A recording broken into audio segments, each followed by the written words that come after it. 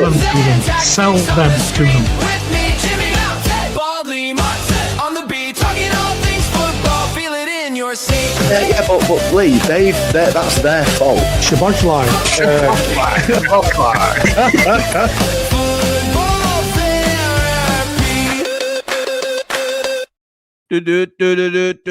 What is happening, people? And welcome back to the Ramble Football Club. I am, of course, Jimmy, and this is your dose of football therapy. Today, we are talking about players and player power, really, but players going on strike at their club in the wake of Josh Sargent looking like he's trying to force a move out of Norwich to Toronto FC. That is the sort of news doing the rounds this week. We've seen it previously with players, and there's some more famous examples of this, and we're going to discuss just a few of them today. The man Mountain's not able to join us tonight. He's having some well-earned time with his family since he's never off screen at the minute. But it's myself, and I'll bring in my two pals. First up, he's bald, he's brilliant. It's Ali. Bold and brilliant, that's Ali. Knows the pitch like the back of his knee. No need for hair, he's got strategy. Football genius, yeah. That's Baldy.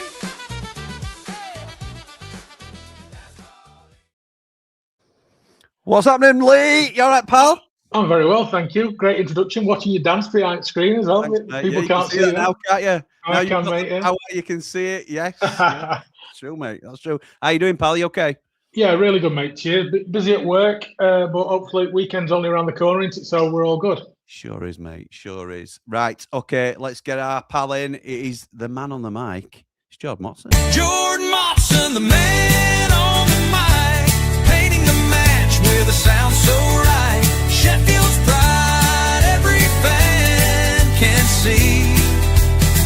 He's the voice of the Blades, their melody. Jordy boy, co-commentator, voice of the Ramble watch-alongs, whatever channel you are watching along. Jord is usually providing that soundtrack. How is it going, pal? Yeah, I'm good, mate. How are you, Tim? You good? Yes, mate. Yeah, not too bad. Not too bad. It's been quite busy behind the scenes. We've launched a new channel today, actually. Proper Football. Myself, Carl Fowler and Conor McGilligan. So and if anybody's interested in talking some proper football, which is a little bit like we do here on Ramble FC, but yeah, go and check that out for us as well. So tonight, lads, we are talking about players going on strike. So I know the man Mountain is not here in body, but he is always here in spirit with us. And he has also nominated a player for us to discuss tonight. I want everybody to get it in the comments and let us know what they think in terms of when they think about these sort of instances where player power, it doesn't have to necessarily be on strike, but player power has played a huge huge part in them getting a move or trying to orchestrate a move away from the club. So we've got four names to go tonight. And I think, have I been nominated to start first, Lee? For a change. I think you should for a change, Jimmy. At least you've done your research this time. You're not doing it on the job, are you?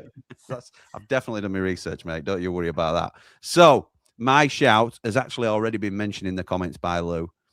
This is one that I'm going to have to educate Jamie Dumpling on because it goes past 2000. It is Pierre Van Hooijdonk for Nottingham Forest. So Van Hooijdonk, for those that don't remember or weren't around at the time, was a brilliant Dutch striker that came to Forest via Celtic. He started at Roosendaal and Breda in his native country, and then he moved to Celtic, had a really strong spell at Celtic, scoring 44 goals in 69 appearances. He's then moved to Forest, who were in the Premier League at the time, and got 36 goals in 71 appearances. He's been an unbelievable player for them over the years. Over that sort of period of time, should I say.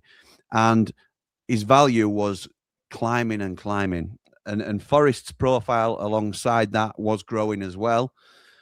But he was known to be a little bit of a sulker, bit of a character, I suppose. And sometimes managers will forgive that with more talented players. We've seen it before. Ferguson famously used to give Cantona a bit more slack than some of the other players. And I think Van Hooijdonk got a little bit more rope than others. And I don't know where they finished the season. In all honesty, I haven't done that as part of my research. But Forest finished the season in the Premier League, and during the summer of '98, I believe it was, sold a couple of their key men. Colin Cooper, who was the captain and centre half, left the club. It's got a couple of Sheffield United ties to this tale as well, because Dave Bassett was manager at the time. Harry Bassett, who a lot of people, or some people, will say is our greatest manager of all time at Sheffield United. He was manager of Forest at the time. But also, Van Hooydonk's strike partner was Kevin Campbell, father of Tyrese Campbell, current Sheffield United striker. So Kevin Campbell was sold that summer as well, and this did not go down well with old Pierre. He was not happy about it, and as a result, he went on strike. He refused to return for pre-season training in 98-99, going into the 98-99 season. And that ultimately, he was away for 11 games. He's seen to be their star striker, their leading light, the man that they can look to in, strikers are the hardest commodity to come by, as we know. Goals are the toughest thing to achieve on the pitch. Van Hooijdonk left him in the lurch, did not go. I think he stayed training in Holland with one of the professional teams in Holland to keep himself fit, but he didn't come back, and he left him for 11 games. And before returning, there had been a couple of olive branches offered and sort of negotiations with the club during that time, but Dave Bassett, being Harry Bassett, as we know, was like, not a chance. You're either coming back on my terms or you're not coming back at all. He came back. They were already banging trouble, and he couldn't save them. They ended up getting relegated that season, and he did get his wish and left in the end for £3.5 million, going back to Holland. Never played in England again. So, yeah, a real sort of selfish move from Van Hooijdonk. While some of his teammates since have said they understood it, they didn't condone the behaviour, because they were drifting as a club at that time. They'd become a bit of a selling club at that point. But yeah, my shout is Pierre Van Hooijdonk. He's the first player I remember, really, as a kid, I say as a kid, I was 13, 14, but it stands out to me as an example of real player power causing a real commotion at a club. So, yeah, I'm going with Pierre Van Hooijdonk, and let me know what you guys think in the comments. Lads, what do you think to PVH as a shout? I'll let Jordan go first. Well, this is one where I vaguely remember him. Okay. Because it's like, were he like early 2000s, do you say? Yeah, late 90s, early 2000s, yeah. Yeah, so it's a bit of an early one for me, because that's when I'd probably just started watching football. I do remember him. I do remember the bloke, and I know he were a decent striker. Good player. But yeah, we're a bit early for me, so it's hard for me to comment. But listening to what you've said, it fits quite perfectly with what we're trying to spin today of players trying to force a move. Yeah, agreed. Lee, thoughts on? Yeah, well, surprisingly, I do remember him because I'm a bit older. But a very, very good striker, to be honest. Yeah, tall, quick, could hold it up, could get behind, technical, scored goals. Yeah, he was a good player. He was an English striker with a Dutch attitude, weren't he? He was. Technique and everything. Yeah. And played like that. But I've just had a look at his stats while you're looking at 335 goals in 551 games, professional games. That's unbelievable, isn't it? Yeah, it's good, isn't it? And Celtic, Forest, Vitesse Arnhem, Benfica, Feyenoord, Fenerbahce, some decent clubs he's been at as well. Yeah. 46 caps for Holland, 14 goals. This is a proper player. Yeah. But as a lot of Dutch have, they've got an attitude. They do back themselves a lot. Not that we like to sweep in stereotype here, but the Dutch. Well, I'm talking about sportsmen. Yeah, it was a bit sweeping, weren't it? But some Dutch sportsmen have an attitude where they back themselves more than a lot of other countries. People, I'm just digging. Let me just get out this all. Very good footballer. I agree with you, because in background. I've currently got darts on, and there's a Dutch player in Michael van Gerwen that's playing, and he can be, he's not an awful person, but he backs himself. When he's playing, he's very confident in his style. So yeah, I can probably agree with you in where you're coming from with the Dutch there. Yeah, he were proper uppings then, even when he were at Celtic and that, and it just never went away from him. So some call it confidence. So class, but there's a difference between confidence and arrogance, isn't there? Yeah, there is. He tread the line. You know what I mean? So yeah, I think when you are that talented, then you can get away with it a little bit, to be honest. And like But you he say, he's treading the line into it, because if we're bang average, then he's purely arrogant. But yeah, he but he's weren't not bang average. Liverpool, Man U, or Arsenal, is he? You know, and he's No. not moving to Liverpool, Man U, or Arsenal either. No, You know, maybe moving his back to attitude's the reason Vitasana. for that as well. Exactly. Yeah, but fantastic strike. You'd have him. And like you said, managers will put up with his attitude and he's throwing the teddies out to a certain extent because of what he's giving to you. But you know, at the end of the day, he didn't give you that much because you got relegated, Forest. You know what I mean? So, and he got his move. He got his way. If he'd have been there for the first 11 games, he might have given him a better check money. So exactly. And with that record, you say he definitely would, wouldn't he? Yeah. You know, but it's just you know, did he get what he wanted? No, he didn't. But he did eventually, didn't he? Yeah, he did. He did. Ultimately, yeah. So that's my shout. Lee, you're going to bring Paul's shout to the table. I don't know whether you want to do that first before you do your own, or I'll do Paul's because I'm going to have to read it because you just dropped it on me. Thanks very much, Jim. So I'm going to read a little bit about it. So it's Roger Johnson from Wolves that's Paul's shout, and I know he's got family in the Midlands, Paul, so he's probably got a link to this somewhere. Yeah, but Roger Johnson in the press, the Express and Star actually, thanks Jim, said he admitted that he stayed at Wolves because of the money and claims he's been shunned by the club. The £4 million man who's under contract spoke on Soccer AM before the Wolves Birmingham game. When it was good. He's played for both clubs and he's been exiled ever since head coach Kenny Jackett came in. So basically just said, I'm only there for money. He's on 25 grand a week, age 31, and he's not allowed to train with first team. He trains every day at 2 p.m. And it says, and he hasn't played since a loan spell at West Ham the season before. Asked why he doesn't leave, he said, it's a good question. I'm employed by the club, so I'd probably give up a fair amount of money if I just walked out. So he's just admitting into it. I don't want to be here. I'm just here for money. The fans can point the finger. I didn't ask not to play. I want to play football. So he's just been told not to train with the first team. He says, I'm not going to lie. It's tough, but there's a lot goes on that's not ideal. I'm trying to get through this as quick as I can, Jim. You've proper dropped this on me, haven't you? Sorry, mate, your camera's frozen as well at the same time. So is it? It's a double. That's how shocked you were when you dropped it on him. Oh, well, yeah. Is it froze again? I don't know. Yeah. So he's on about when he went to Sheffield Wednesday on loan, and I'm actually reading in front of it, Anna, so maybe it's that. Who knows? Villa fans hate him. Basically, sorry about this, Paul, but yeah, he's not happy, is he? And he's just staying for money. I'm moving now, aren't I? Yeah. It sounds to me like he's not really on strike. He's just he's refusing to go, isn't he? I think more than anything else. Yeah. It's more like he won't be pushed out. Yeah, So, but for me, still obviously anti-club. That's more commitment, though, isn't it? Yeah, or is they've given him that contract. His paycheck and a little bit like the Jack Rodwell at Sunderland situation, isn't it? Where he gets vilified there, but the club gave him 50 grand a week or whatever it was. Why would he rip it up? You don't come out in press and actually say that, though, do you?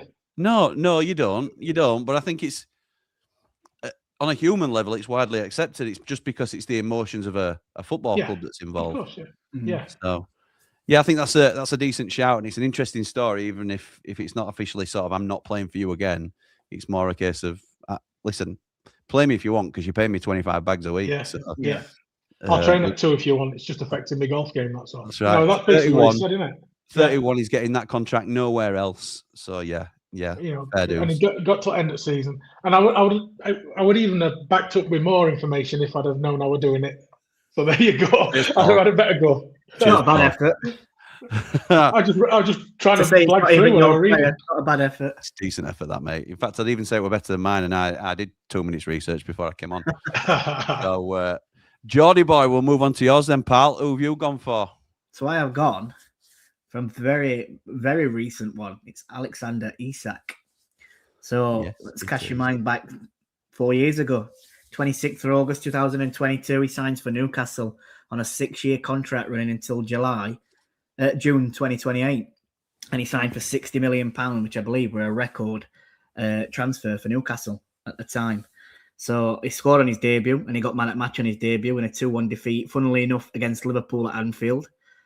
So in that time at Newcastle, he played 86 games and scored 54 goals, which I think is a very, very good return in that short amount of time. I remember he did pick up injuries, a couple of injuries at the time while he were playing for him, but 54 goals in 86 games is a very, very good return.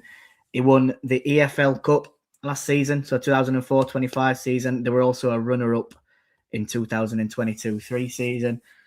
So he's obviously scored for Sweden, 16 goals in 56 games. Before signing for Newcastle, he'd scored 33 goals in 105 games for Real Sociedad. Decent record still, a decent player. You can see why Newcastle paid that money for him. Fast forward, 24th of July last year, it was reported Isak had informed Newcastle that he'd wished to explore a move away from the club. Now, this were at a time where Liverpool had either bid or there were rumours that they were bidding. And then two days later, on 26th of July, he was seen training alone at his former club, Real Sociedad. So he had his recovery from a thigh injury, but he didn't accompany Newcastle on their pre-season tour of Asia. So already you can see he's refusing, to go on tour pre-season in Asia. Then on 14th of August, he went on strike and declared himself unavailable for Newcastle's opening game. Let me just put that back. Opening game against Aston Villa, which were on 19th. Which were on 14th of August. The 19th of August, he then issued a public statement via his Instagram confirming his desire to leave Newcastle, whilst also accusing the club of breaking a promise for him to leave, stating, "When promises are broken, the trust is lost and the relationship cannot continue." Newcastle then responded to the post a few hours later, denying that any commitment allowing Isak to leave the club in the summer had been made, and also expressing their desire for him to remain. So they did, this massive conflict here, and he's refusing to play. And that's all, that's at that point in the season. And then I know we're on, I think it was the 1st of September. That's when he then signed. So at the end of the transfer window, only a couple of weeks later, he then signed for Liverpool for, I think it was £120 million. So this is a player that's it's still got 3 years left on his deal. So Newcastle, obviously, they were in no hurry to get him out at door. They qualified for Champions League, so they're offering him European football as well. But he'd already made his mind up that Liverpool's come knocking, I want to join them. So he's used every power that he's got. He's refused to train, he's refused to play, and then got his move. So for me, this is a player who's using all his powers that he can to hold the club, what you call it, and say, listen, I'm not going to play until you sell me. So it's come to, deadline day, and Liverpool's made the bid, 120 million, and Newcastle's gone, well, we've no choice here because he's not going to play. We might as well take 120 million while we can now. It's a brilliant pitch, and it's a great example. And I think it could well be the strongest example we've had so far. And very recent, very high profile as well. The thing for me is with that, he's got a contract, and he's contracted to play for Newcastle, and he's expected to do that. The only thing I will say is it goes back to a similar conversation we just had about Roger Johnson, really, I suppose. We don't know, and this will be every single scenario on its own merits as well. We don't know what has been said behind the scenes. We don't know if Eddie Howe has said to Isak, "You help us get into Champions League and we will sell you," or we'll entertain bids. If they're top 100 million, we will sell you. Or if a club that finished first, second, or third comes in, whatever it might be, we don't know what conversations they have had prior. Yeah.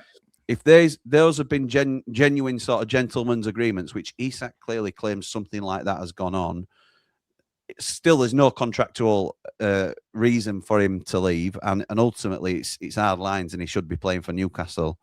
But morally, you can sort of accept it more a little bit if that has gone off.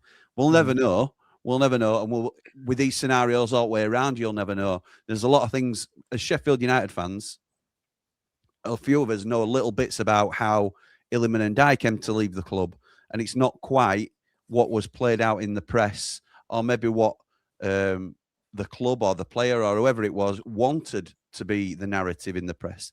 Things are, and I'm fortunate that my dad's worked in the game as well, so I know that things go on that are a little bit naughty sometimes, and morals, when there's so much money involved, particularly at the top of the game, morals are the last thing on people's minds. So it would not surprise me. I'm not saying this has happened. I have no idea what's happened with Isak. He might have just said, I fancy a big payday and I want to go to Liverpool and they have more chance of success than Newcastle. He's probably right. And he might have kicked off like a little baby and done that for that reason. Yeah, big baby. Yeah, big baby. But he also may have been promised a move had he hit a certain target, or had he seen them through to the end of the season and they'd finished well, or whatever it might, or even if they'd not finished well, it might have been a case of, well, look, don't kick off this season. We'll sell you end of season, and then we can use that 120 million to reinvest in our squad, because Newcastle have got the money, they just haven't got the PSR leverage. So maybe that helps Newcastle as well. And if they paint him out to be the bad guy, then they don't get chastised for selling their prize asset, and they can still wiggle around and, you know, get the players in that they feel they need to make their squad better. So sorry for the long garb, but it's just it makes you wonder. I want to say, though, well, a couple of things is he's just working himself into being sort of a Newcastle legend. Fans were absolutely behind him and loving every second of him. They're not going to want him to lead. So when it comes out, this is why they're all calling him a rat and everything. You totally get it. You're going to get it from fans' point of view. But if we would, I know it's a bit different because we're talking about our jobs here, or, you know, mine and Lee's. You can quit if you want, Jim, because you're on gaffer. But I can't. But if we were to get another job somewhere else, we would have to put weeks' notice in, or 2 weeks' notice, whatever, 3, 4 weeks, however many weeks, and you have to contractually work them few weeks. So for him, if he thinks, well, I'm forcing my way out, but I'll still play for the next 2 weeks because transfer windows don't shut for another couple of weeks, he should be working and playing them next 2 weeks and then leaving on transfer. I see you're probably thinking, if I get injured, I'm not going to get my move. But yes. you get where I'm coming from. I do. But if you've gone to your employer 3 months ago and said, I'm going to be leaving in 3 months, just to let you know. I know I've only got a month's notice to work, but I want to let you know that that's my desire. I'm going to go to another company. And they say, right, fair enough. And then it comes to a month before and you say, I'm going to have my notice in now. And they might say to you, well, I'll tell you what, just work a 2 week notice when you've got your move sorted out or whatever it might be, or you're going to a new job. And then they try and hold you to your 4 weeks. And it's a little bit like they move the goalposts on you. So you're right, contractually, you've got to work your notice. But I don't always think everything's as cut and dry as, like, I don't think Newcastle as a club will have been devastated to get 120 million. 100%. And they want to paint it to their fans that they tried to keep hold of their star player and grow their club, but ultimately they were hamstrung by FFP or PSR or whatever it is, and they felt we need that so we can then maneuver how we want to maneuver in the market. And it's same as Sheffield United want to sell Gus Hamer and all this sort of stuff. When we end up selling him, it'll be because it's for the best thing for the club long term. And you know, it's however the club choose to spin that is up to them. But, you know, don't be surprised if it comes out that, oh, well, he pushed for a move. I hope it don't come to that, because I don't think that will be the case. But these things happen at football clubs. Yeah. I'm using Gus as a flippant example, but, you know, narrative gets spun, doesn't it? But, Jord, I think that's the best example we've had, because we don't know what's gone off with Isak. And he ultimately refused to play, was seen as probably up there with Haaland as the star striker, certainly last season. Premier League, And it were a huge story. All over when he brought them things on Instagram and stuff, everybody were all over him, weren't they? So yeah, in terms of a modern day example, you don't get bigger than that, to be fair. So yeah, it's a tough one to beat, that, Lee. Who have you got, pal?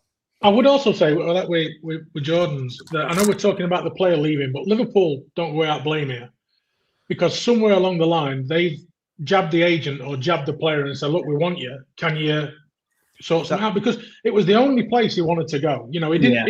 It were never getting linked elsewhere. This were Liverpool only. So there's something gone on. There has, mate. But this happens a lot. That happens. That it's not just Liverpool. This Oh, yeah, I happens know. all over the football world, doesn't it? I'm going to say, Jord, it seems to have now no longer been a point where people take it up as a, that's an illegal contract tampering or anything like that, because they think, I'm never going to be able to prove it. It happens all the time to players. You must think they go away with the country and they're talking to players from other clubs, and like I said, there'll be calls to his agent, or his agent will be calling Liverpool and saying, "Do you want him?" Or this. Well, he can't he? Yeah. Because as long as there's not direct contact between the other club and the player, it's legal. Which is it's crooked, isn't it? Really? Yeah. But it's business, and when there's, like we were saying, when there's so much money involved, morals just does not come into it. So, and he must have trebled his wages. I bet he's trebled his wages. At least. He'll be on 300 grand a week. Yeah. And to balance it as well, if he hadn't performed, then Newcastle had quickly shipped him out as well, in terms of the other way around. So it's loyalty works both ways in football, and just because it's the players that we're looking at today, don't mean that clubs have not done dirty by some of their better players as well. So. I think they replaced him with two as well, aren't they? Visser and that Volt. Is it that tall? It was done well. So they've come out of it okay, haven't they? And probably got another 50 million waiting to use at some point as well. So of course they have. Correct. Yeah. Go on then, mate. Who have you got for your call? I've got Dimitri Payet, who was at West Ham. He's a bad one. He's a wrong one, isn't he? He's a wrong one. So I'll give you a bit of background. So he was born in Réunion, a French island. He moved to mainland France, joining Le Havre in '99, but moved back to Réunion. Le Havre. Can we say it in the French accent, please? We best not after the Dominic. No. Le Havre. Like Eric Cantona, Jim. Thanks, mate. Thanks. There'll be seagulls and all sorts coming soon. So. Anyway, he came back and he joined Nantes. There you can have that one. Joined Nantes. Nantes, in 2005. After a successful 2006-2007 season, he joined Saint Etienne, not San Etienne. Etienne. Right, on a 4-year contract, and he played in the Europa League in 2008-2009. He left in 2011 and joined Lille on a 4-year deal, but left 2 years later. He's jumping clubs. Have you noticed this? He's hopping. In 2013, he joins Marseille, which he loves. Then he joins West Ham in 2015. And then obviously we're going to talk about what goes off after this. So on 26th of June 2015, he joins West Ham on a 5-year contract with an option for 12 more months. Payet openly admits he did not want to leave Marseille. His sale was because of Marseille's concern with financial stability and players not being able to get out. So they couldn't get him out, so they had to sell him. The transfer fee was £10.7 million. He scored his first goal against Leicester, makes his debut on the 9th of August, and he scores his first goal 6 days later in a defeat to Leicester. In February 2016, he signs a new 5.5-year contract so this is 2016, this is 10 years ago, at 125 grand a week. Gee whiz. That's ridiculous. So, this is a lot of money. You're looking, I don't know how much that would be in modern day, but he's pushing 300, 400 there. Surely he must be on modern rates. Anyway, following an outstanding season, he was named Premier League Player of the Year at the London Football Awards in March, and he was shortlisted for Premier League Player of the Year and PFA Player of the Year. So he's had a great season. PFA Player of the Year. And he also won West Ham's Player of the Year. I'm going to have a drink, Jim. Sorry. I'm going to drive. When you call my name. Is that Ribena? Like a little prayer. No, that's a Spanish red. That one. Could have had a French one for while you were doing this. Well, he don't go to Spain. That's a shame. I should have thought of that. Yeah, that's true. Yeah, that's true. So, following an impressive spell in that scene, so he gets back in the French scene. Yep. And following an impressive spell in Euro 2016. West Ham United give him a £1 million bonus because he played well. So he's on 125 grand a week, signed a 5.5-year deal, and they give him a £1 million loyalty bonus. Nice, nice if you can get it. So everything's going well, isn't it? You know what I mean? He's minted. Then on the 12th of January, Slaven Bilic has a press conference, and he announces that Payet no longer wants to play for the club and has been absent from training. So basically, he's just gone on strike. He then did not feature at all in the matchday squad, despite no reported injuries. At the London Stadium on that match day, on the 14th, the game that he had the press conference for, a mural installed in tribute to Payet winning Player of the Year was guarded by security to stop it getting vandalised. The week after, in an interview with French football magazine L'Equipe, there you go, you can have that one. Nice, nice. Before his move, Payet said, "The way we play, the defensive system we use doesn't please me. You could say I'm bored. I had contact with Marseille coach Rudy Garcia, who has a philosophy that I know well." So he's actually saying, "I've been tapped up." I've spoken to Marseille manager, and I like how they play football. Not you. Exactly. The choice was quick. If I wait 6 months, I'll lose 6 months. I will not have room for improvement. On the contrary, I risk regressing. I need another challenge. And he's saying this while he's still a West Ham player. Then he was asked if £1 million. To a nicer club. Asked if he felt it was necessary to take a firm stance with West Ham in order to seal a move away. Payet said, "I'd warned them I was going to do it, and perhaps they didn't take me seriously. I looked them in the eye and told them I would deal with the consequences. Bilic knew I had designs on being elsewhere. Already at the start of the season, when Euro 2016 was over, we talked about it. The club shut the door. I respected that choice, but the sporting situation got worse, and I told them I wanted to leave." Another factor in Payet's decision was the inability of his wife and children to settle. He said, "When I'm happy on the pitch, it's because everything is going well off it. When it's complicated at family level, that can stop you from being at ease with your job." Payet was subsequently the subject of 2 bids from his previous club, Marseille, surprisingly. Shock at that. Shock. Yeah, both rejected by West Ham. They stated they did not want to sell the player, but would prefer him to apologise to fans and continue playing for the club. You can tell that's not going to happen. He's not apologising after this, is he? He's not having it. We would prefer it if you just apologise and carry on playing for us. Yeah, that'll work. Anyway, on the 29th of January, West Ham reluctantly accepted an offer of 25 million from Marseille, so they made a good profit on him. Yeah, marking a club record sale for West Ham. West Ham then forced Dimitri Payet to pay back his January salary of 500 grand before they let him join Marseille. So well done to them, by the way, for that. Yeah, that's Boohousery. I love that. Yeah, but what you didn't realise, or you might not have said here yet, is Marseille gave him a 500 grand signing. Probably even more. Yeah. Even more, yeah. Anyway.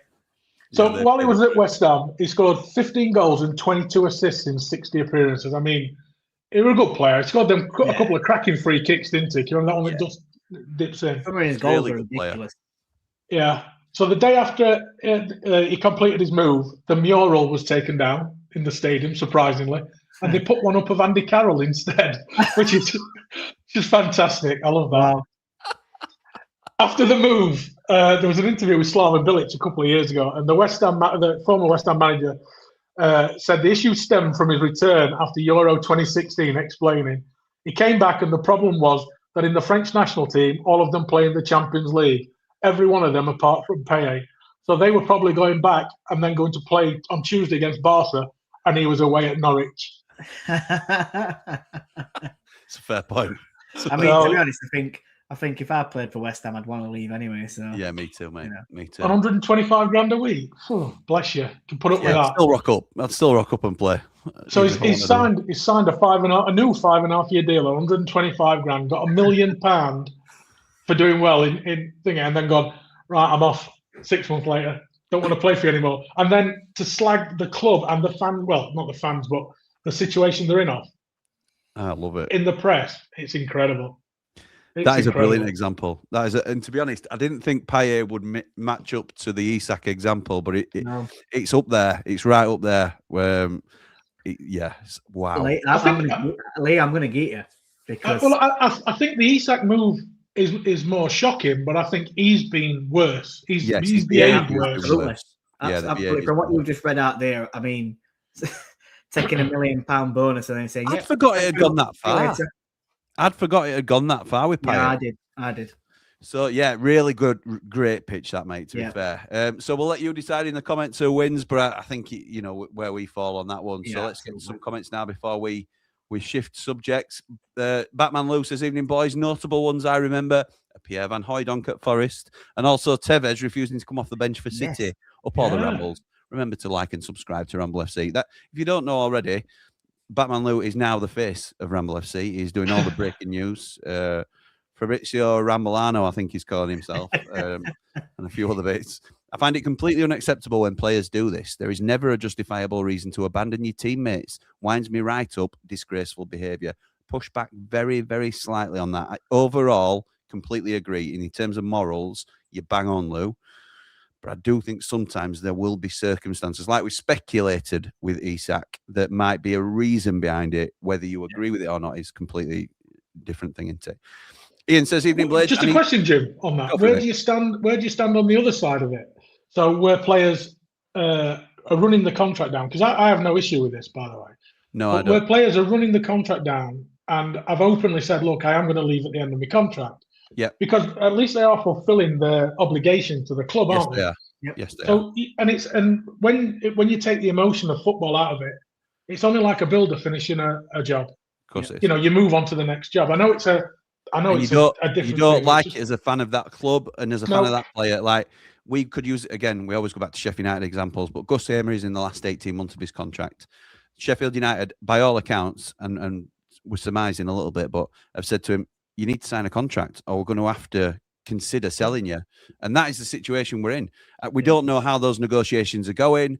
You know, there's rumours, but there's always rumours about Gus leaving. So there's rumours he might go, but he could just as easily turn around and sign a new contract. But they're right to have the conversation at this point.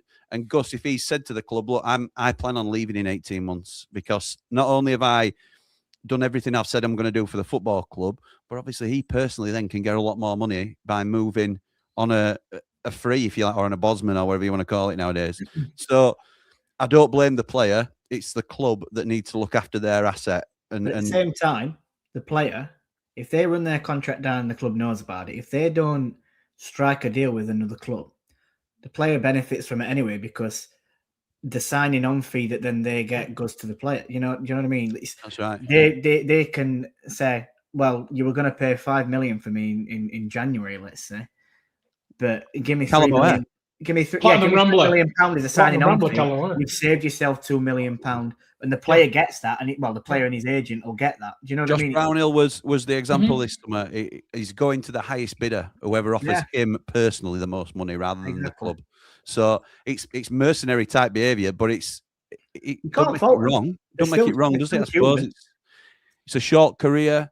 I don't. They could get injured. They could get injured next season. Their career's done completely. It does force the club. Yeah, it forces the club's hand. Yeah, it forces the club's hand, doesn't it? To either pay me up properly or get a deal. Patrick Bamford's just done it to Sheffield United, so he knew how that he was a wanted man in terms of clubs would come in and pay him good money. Sheffield United were keen to keep him. He knew that and should know that because he's done very well. His agent made stories up about other clubs to push the price up, and there you go. There is no doubt he has got a huge signing on fee for signing that contract, and it'll also be a very healthy weekly payment to Patrick Bamford, and that he's earned that on the pitch, and we've also agreed to give him that because if we don't, someone else will. So that's the game that you're playing. It's a risky thing for Sheffield United to do, but we've agreed to do it because he improves our team. So rather that than have him walk out in January and we're a week aside for it. So it's the game you're playing to it, but I think it's well worth a discussion. I don't blame the player in that scenario at all. As a club as well, we're all Sheffield United fans, as people probably know, but we've been the winners of that with Callum O'Hare and the losers with an L, or an Illiman, to an extent, And Sander Berger, and Sander Berger, to a very much lesser extent. The club is trying to learn from the previous mistakes. Yeah, they are. And if we don't, with that in mind, Jord, would you sell Gus in January, or would you wait till summer? If it means it's hard because Gus is class when he's on his day and he's in form and he's performing. He's just different gravy, and he is the best player we have on our team technically, and he's gifted, talented. He's talented. Yeah, but if he's not going to sign a new contract and we can get some money for him, which I've seen obviously £6 million been reported.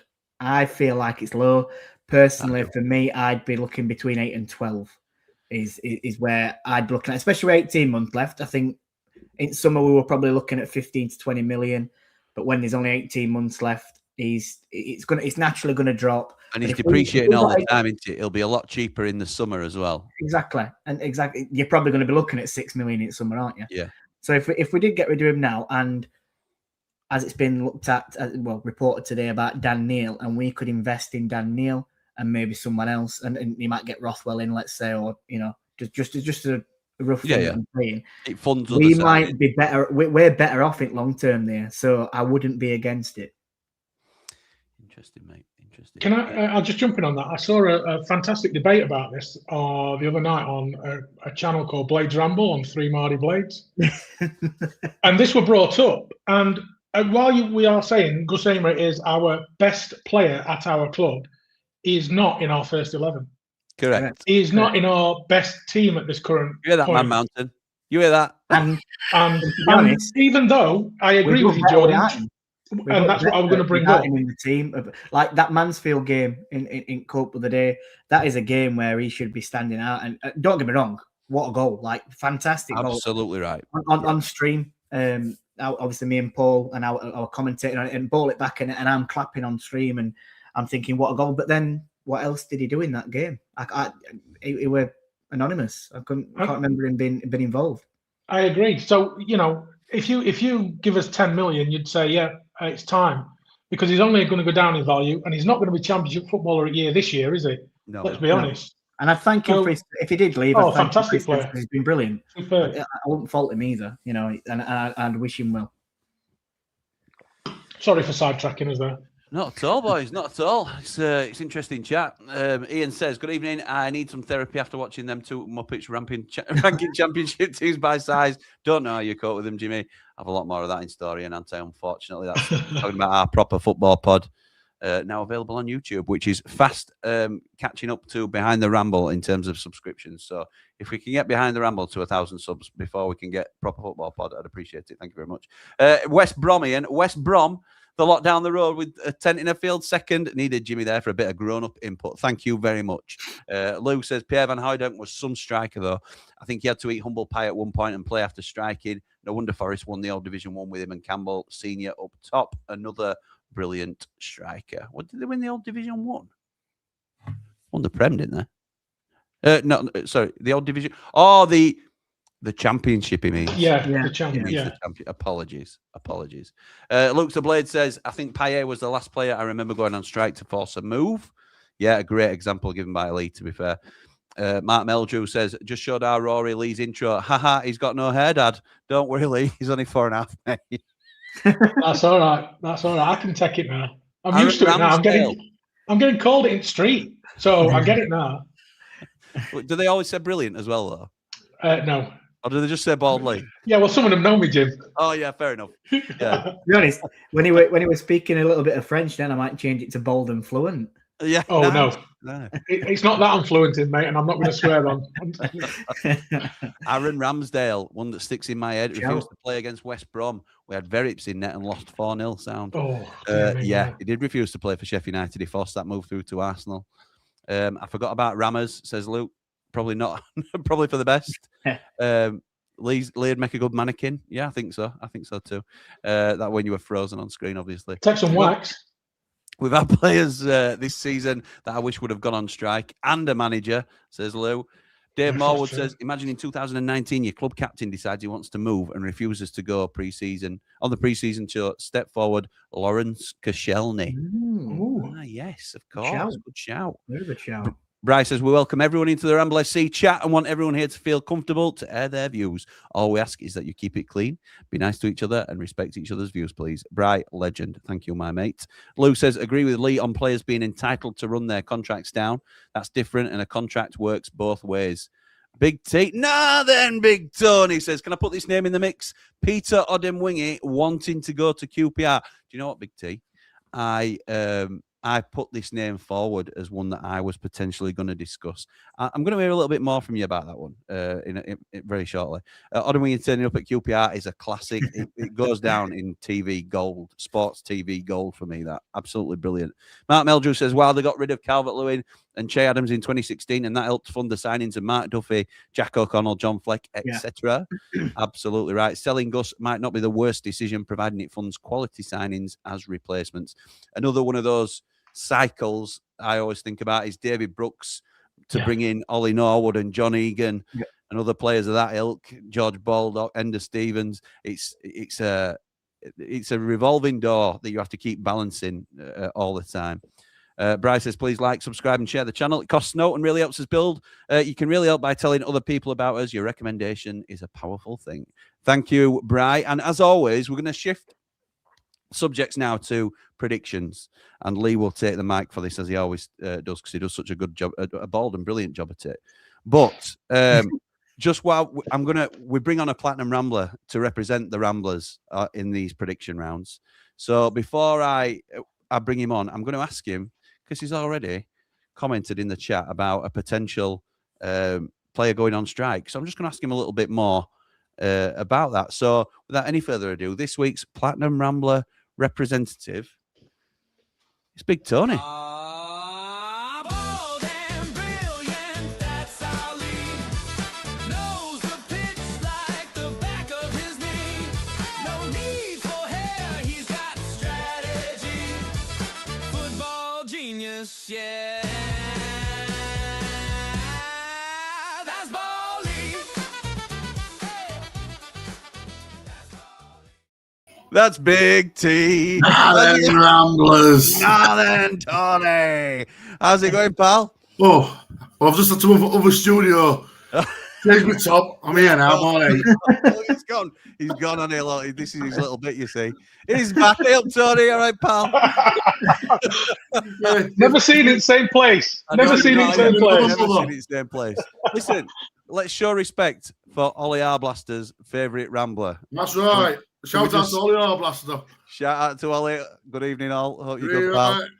I'm here now. I'm here now. You can turn TV off. I'm on. So I don't yeah, I know. Yeah. Concentrate now. Concentrate. Big T's on telly. So, Tony, I know you've come on to do your predictions, pal. You're representing the Platinum Ramblers.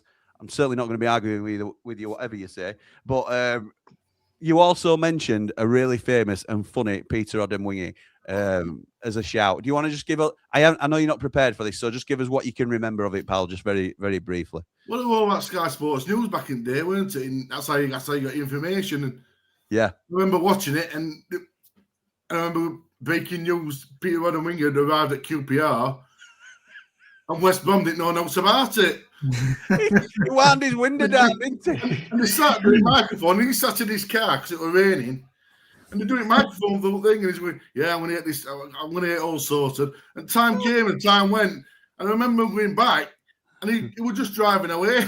And you thought, "Oh, he's in trouble." There'd been no deal agreed, had there? No deal. They were just there, fuck deal that never happened. So, yeah. I remember it like a less. They just went back and they were driving away, and they went. And I thought to myself, "Oh, he's in trouble when he gets back." Weren't it Harry Redknapp? Well, Harry Redknapp, the manager at that time at QPR as well. Yeah, I remember. Yeah, which were ironic that Odemwingie at one hanging out. That's right, yeah. Talking about transfers, weren't it? Yeah. So Mark Meldrew says, bold and brilliant. That's Tony. That's right. Tony. Oh, dearie me. Right then, Tone. So we're going to hand over to Lee, aren't we, actually? So this is Lee. Just let me get me bearings. Yeah, this one's Lee. Yeah, Lee. So over to you, pal, for the predictions portion of the show. Cheers, mate. Well, it were not surprisingly, it was a bad week for the Ramblers after Tom. Bad week for me. Tom not from Barnsley last week. It didn't. So, his off the cuff strategy didn't work. Then it was a great effort. He needs a different hat, I think, personally. So the Ramblers actually got 0 points, which is very close to what Jim got, because Jim only got 2. Then there was Paul, who had 5 points, and Jordan, who had 5 points, and then I'm back with 6 on top. So the table at the moment is Paul and Jim joint bottom on 27, Paul bottom. Ramblers dropping from top to third with 32. Jordan going up to second with 33 points. And I've got a 2-point lead at top with 35. And it's my scorecard.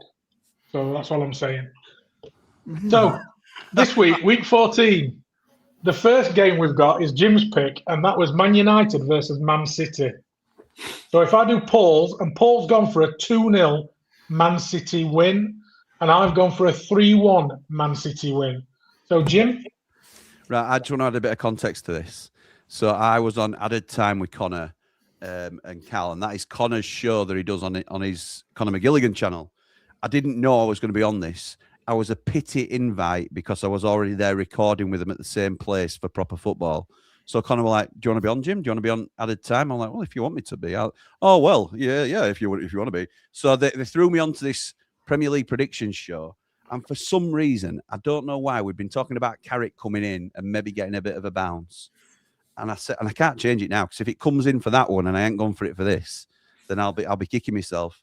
I've said 1-0 Man U. 1-0 Man U with a Carrick bounce. I know I don't think it's going to happen this end, but like at this stage of the game, I have to go with more outlandish guesses anyway against the grain and hope they come in because I'm well behind and I need something to come in for me. So, yeah, I've gone 1-0 Man U. And Jordan? I've gone same as Paul, 2-0 Man City. Very sensible, mate, if I may say. Tony, what have you gone for, mate? And I'm also 2-0 Man City. Yeah. We know what we're doing, us. We've gone for a Man City win, I'm sure. This is going to come back and bite me, this, isn't it? But I hope see so. it, Jim. I really hope so. I got same level of stick on other pods, so yes, I hope so. Let's Carrick were after a job for a reason, weren't it? It went because Man U were coming for him. Yeah, correct. So the second game is Paul's pick, and he's gone for Charlton versus Sheffield United. Paul's gone for a 2-0 Blades win away at Charlton, and I've gone for a 2-1 Blades win away at Charlton. So we'll go to Tony. Are you going, by the way? No, I'm not going to this one. We're not going to discuss why I'm not going. No. Moving on. No. It's all on, and it's just twigged.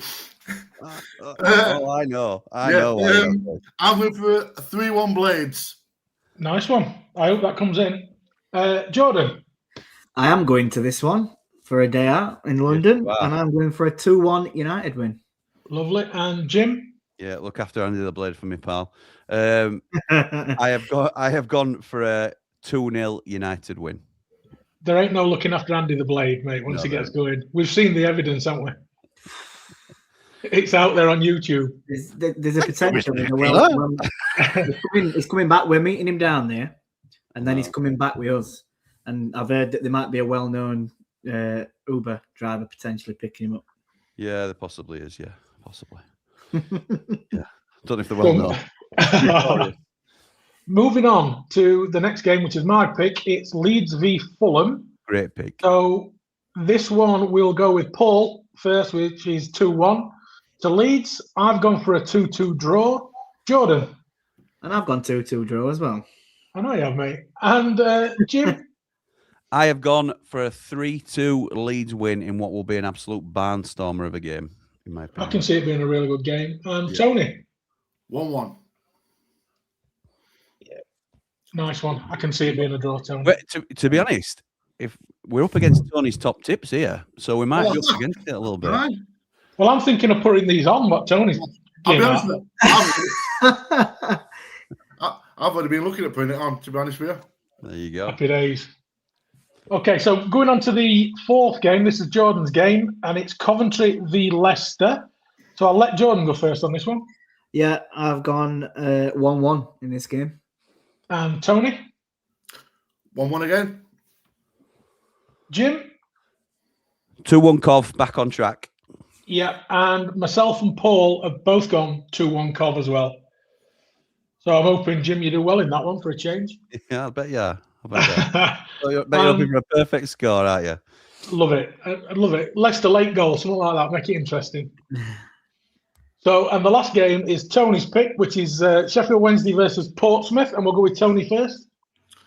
Well, I think this is the most interesting game at Championship, and I'll be honest, because both teams, it's the worst team away against the worst team at home. 1-0 Portsmouth. And we'll go to Jim. I've gone one apiece. Don't like doing it, but I've gone one apiece. I think if they're going to get a point at home against anybody, it's these. Well, I'll tell you that Paul's actually gone one apiece as well. Okay. So, Jordan? I've gone 1-0 Portsmouth. Yeah, and I'm gone for a Portsmouth win as well. I've gone for 2-1 though. So we're all in. So Tony's gone Man U, Man City, a 2-0 win for City. Tony's gone Charlton, Sheffield United, a 3-1 win for Sheffield United. Leeds, Fulham, a 1-1 draw. Coventry, Leicester, a 1-1 draw. And Portsmouth to beat Sheffield Wednesday 1-0. And we'll see if he can do better than Tom, who's not from Barnsley. Tommy's not from Barnsley, just to clarify. Let's have a look at some of the comments then, just before we wrap up. Mark Meldrew says it's going to be 2-0 Man City at Old Trafford. I know why he's done that. Standard. Brian asks, is Tony Lee's offspring? There's some DNA shared there, I'm sure. Wow. Not unless Tony's got some London family. They're in. A good goal scorer will always beat a good player. Yeah. I think that's you probably maybe a touch looking at the Van Hooydonk argument or something like that. We were doing there, Chris. That's fair enough, mate. I think he were both though, weren't he? Yeah, he was Van Hooydonk.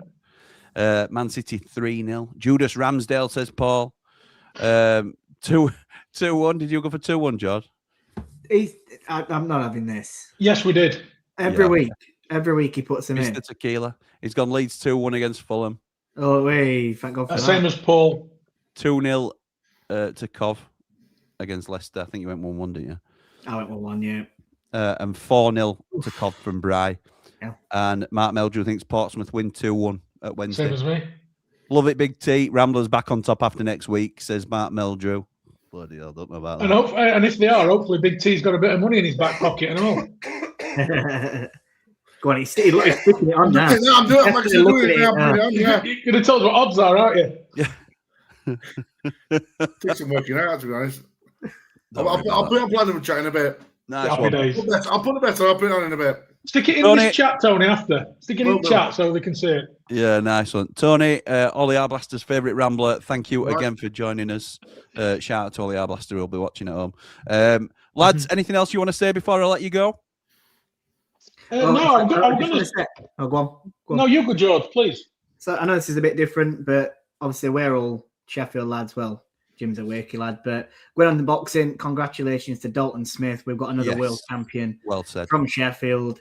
You might be a Wednesday fan, we're United fans, but I don't really care about that. We're not bothered, boxing, I'm following a Sheffield lad, yeah. So congratulations to Dalton Smith. Well said, Definitely. mate. Well said. Yeah, I was just going to name a few others that we could have had. There were Berbatov. Oh, yeah. There was what, sorry? Berbatov? Berbatov, when he went to Man U, he kicked off, didn't he, with Levy. Diego Costa, when he got told he weren't going to be in the first team, so he wanted to go to Atletico Madrid. Yeah. That's Payet. I don't know who he is. Raheem Sterling. Yes. At Liverpool when City. he wanted to go to Man City, yeah. Gallas, but that were a bit different, weren't it? Because he was part of a deal, weren't he? Yeah. He was part of the Chelsea deal Ashley with Cole deal. Ashley Cole, yeah. I don't know that one. And that'll do, to be honest. I'm not going through them all. One with Tevez in there as well. So, but I'm trying to do the English-centric ones. There's a few from abroad that. Yeah, there are. Yeah. I don't really know. Mark Meldrew says, what theatre show are you watching then, Tony? Pardon? What theatre show are you watching, says Mark Meldrew. Mark Meldrew. Some things are just out of order.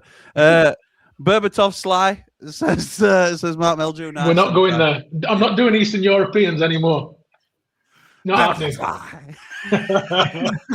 Right. We'll leave it there. Thank you to everyone. If you go with mine, it's 120 to 1. Is that for correct scores or for correct scores? That's just results, isn't it? Results. Wow. That's just the results. Okay. So, Manchester, draw, Sheffield United, Portsmouth, and another draw, 120 to 1. I'll ask Russ, see what Russ reckons. he's one that smashed all scores, isn't he? So, yeah, fair news. Thank you, Tony. Bet responsibly. Yes, bet responsibly. Well done. Absolutely right. Or don't at all. Right. So, thank you all for joining us and up the ramble. Come on, the Blades. Come on, Blades.